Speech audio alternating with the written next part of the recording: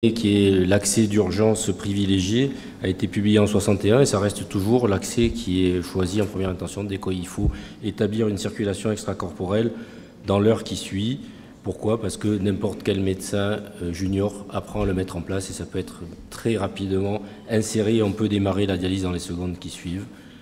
Concernant la migration des cathéters permanents et leur transformation, des cathéters veineux d'urgence et leur transformation en cathéters veineux permanents, c'est à partir de 1983 que Cano en France et Tesio en Italie ont fait leur publication sur comment tunneliser des cathéters et transformer ce type d'abord pour arriver à les maintenir en permanence chez des patients tout en permettant de surveiller, d'éliminer le risque infectieux en le voyant venir. Donc qu'en est-il des recommandations aujourd'hui? Tout est basé sur le choix du patient, sur l'implication du patient dans son traitement, dans sa prise en charge, et il faut tenir compte de sa qualité de vie et de son projet de vie.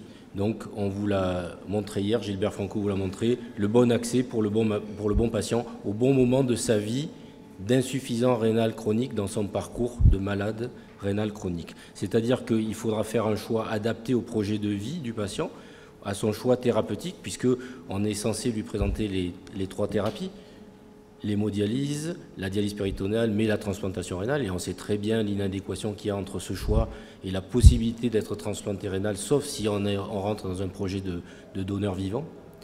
Et une quatrième possibilité maintenant qui est recommandée par la Haute Autorité de Santé en France, c'est le traitement conservateur, c'est-à-dire qu'on l'adapte à la qualité de vie, au projet de vie du patient, et on ne prendra pas en charge, en suppléance le patient, et on l'accompagnera bien sûr avec la surveillance, la consultation et tous les traitements médicamenteux qui vont essayer de lutter contre les signes du syndrome urémique.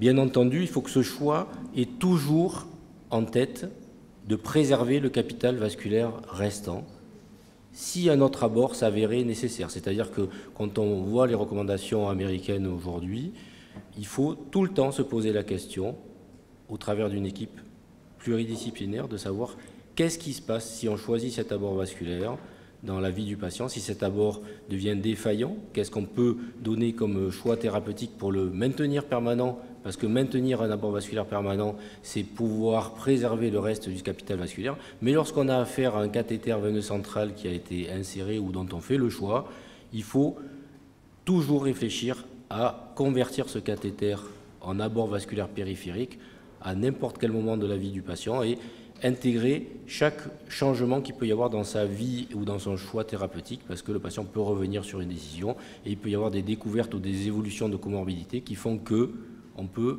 avoir des difficultés à convertir ce cathéter en un autre abord vasculaire. Mais il faudra toujours se poser la question.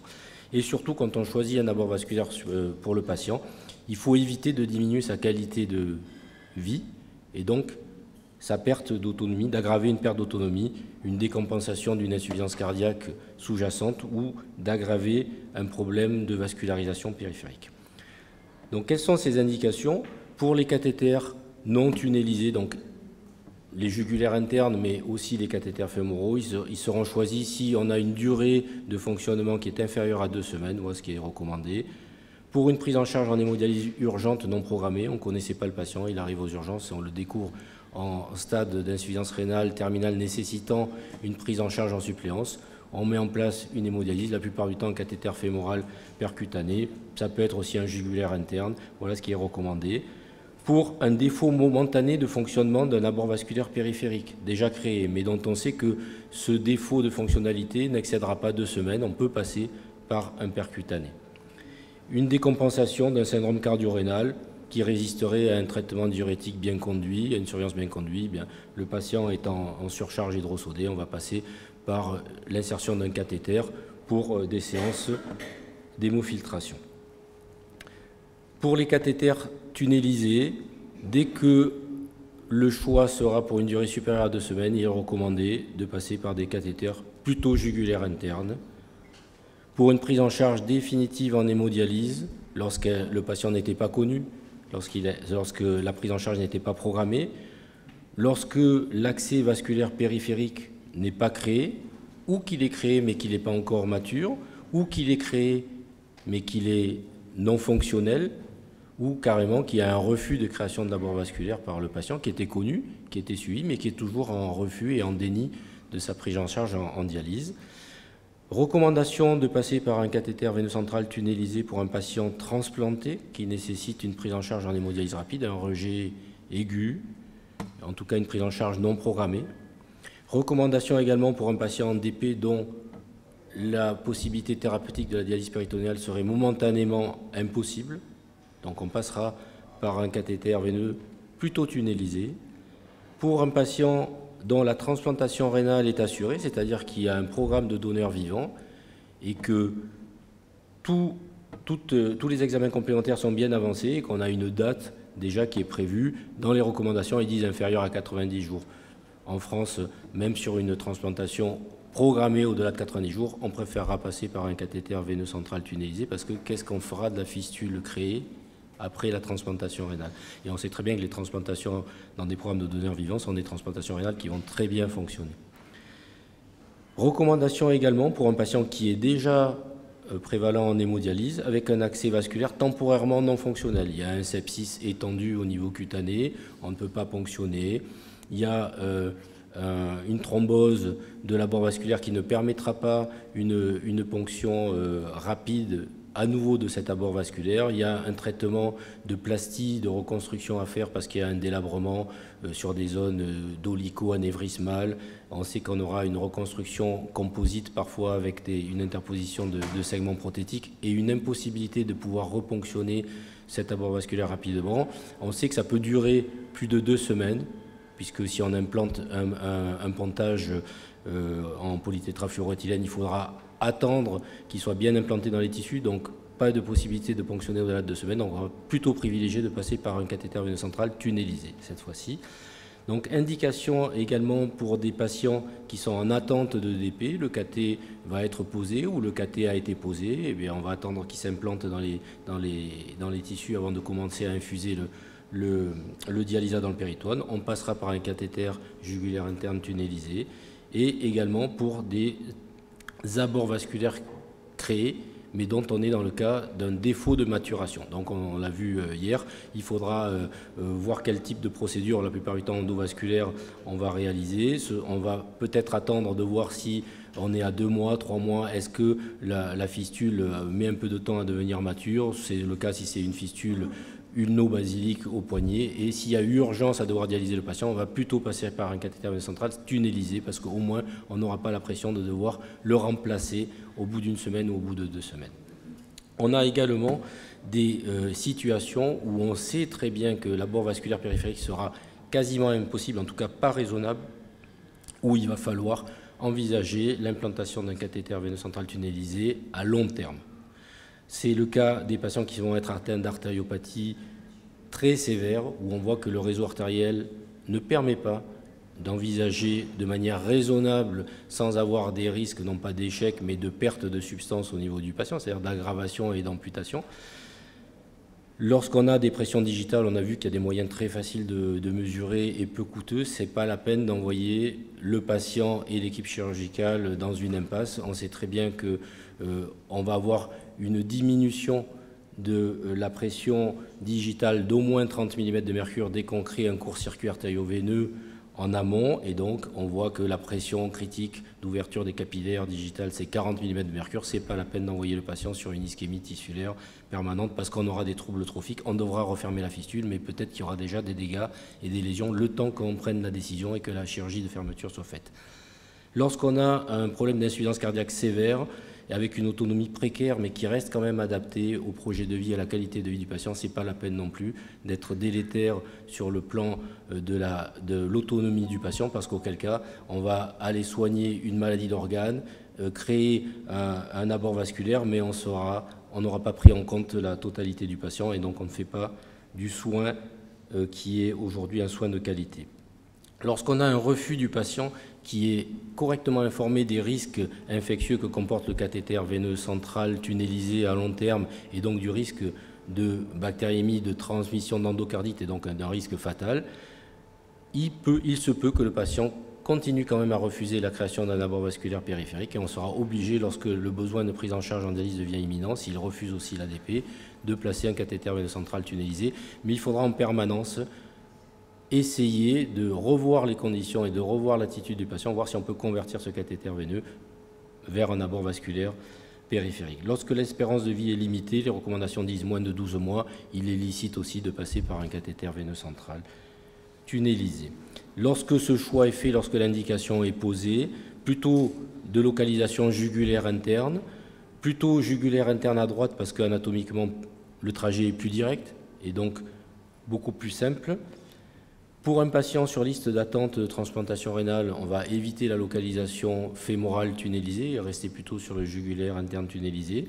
Si le patient a eu une création d'abord vasculaire périphérique, bien entendu, on choisira le côté opposé. S'il est en cours de réflexion pour une création d'abord vasculaire périphérique et que le mapping a été fait, on choisira le côté opposé du côté qui a été élu pour créer l'abord vasculaire périphérique, bien entendu. Et ensuite, toujours cette réflexion permanente pour essayer de voir comment convertir cet abord vasculaire central en abord vasculaire périphérique. Que ce soit fistule ou pontage d'ailleurs, c'est ce qui est recommandé. Qu'en est-il sur les recommandations d'insertion? Guider autant que faire se peut, et en tout cas une imagerie pour vérifier les extrémités, le positionnement du cathéter.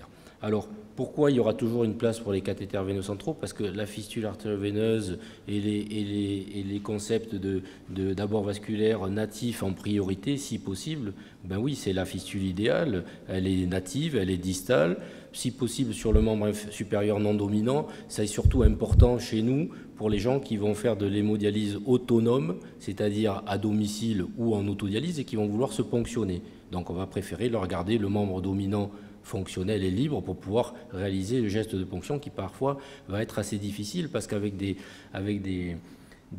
gestes en opposition, c'est-à-dire dans des limitations articulaires un petit peu spécifiques où on va avoir le poignet qui va se tordre complètement pour venir ponctionner des fois des veines basiliques. Donc on préfère que ce soit avec la main dominante. Si ce projet-là est déjà choisi bien en amont dans le parcours de la prise en charge des maladies rénales chroniques, où le patient a fait ce choix éclairé, parce qu'il a choisi la transplantation d'abord, on l'a inscrit dès que son DFG est inférieur à 20 ml minute, mais il n'y a pas de transplant, il n'a pas de donneur vivant, donc il va falloir choisir une thérapeutique de suppléance. Il choisit l'hémodialyse, il choisit l'autonomie.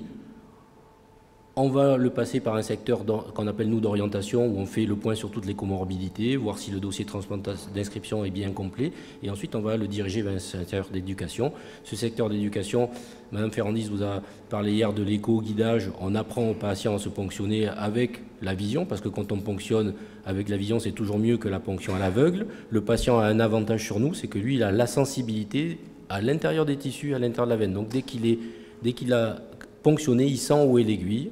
Mais quand on lui met un écran devant les yeux, ça va beaucoup plus vite pour pouvoir assimiler ce geste et donc on lui garde le membre supérieur dominant. Sinon, peu importe, il vaut mieux aller là où c'est le mieux pour faire l'abord vasculaire. Et ensuite, parce qu'il y aura toujours une inadéquation entre le nombre de patients et le nombre de greffons disponibles, de toute façon, ce choix éclairé du patient qui est de dire je veux être transplanté, il est artificiel. On voit bien qu'il faudra de toute façon le prendre en charge en DP ou en hémodialyse parce qu'il n'y a pas assez de greffons, parce que le don donneur vivant, ce programme, bien qu'on en fasse la publicité depuis des années en France, il n'est pas encore développé et que naturellement on donne à sa famille, et bien qu'aujourd'hui il y ait des dons qui aillent au-delà du lien familial, et même si on développe le don croisé, c'est-à-dire votre conjoint ne peut pas vous donner, eh bien on va rechercher un autre couple en France dont le conjoint pourrait donner le greffon à votre mari ou votre épouse, et vous pourriez donner, voilà, même si ces programmes-là sont développés, ils ne sont pas assez développés, et donc de toute façon, on n'a aucune lisibilité sur des délais de transplantation. Donc il y a toujours cette inadéquation entre le nombre de patients inscrits et le nombre de greffes réalisées, parce qu'il y aura toujours une survie du greffon qui reste très limitée, parce qu'il y a le vieillissement du greffon, et que bientôt les retours de greffe seront l'étiologie des patients incidents la plus fréquente, et parce qu'il y a une raréfaction du capital vasculaire d'une population qui vieillit, mais autant la population de patients prévalents, déjà en traitement de suppléance, de patients en greffe, que comme les patients incidents. On prend des patients incidents de plus en plus âgés. Donc de toute façon, il y a un vieillissement du capital vasculaire, il y a une raréfaction de ce capital qui est déjà assez rare. Et puis parce qu'une fistule artério-veineuse, ça reste toujours pathologique. Ça, on le sait sur le modèle des fistules acquises.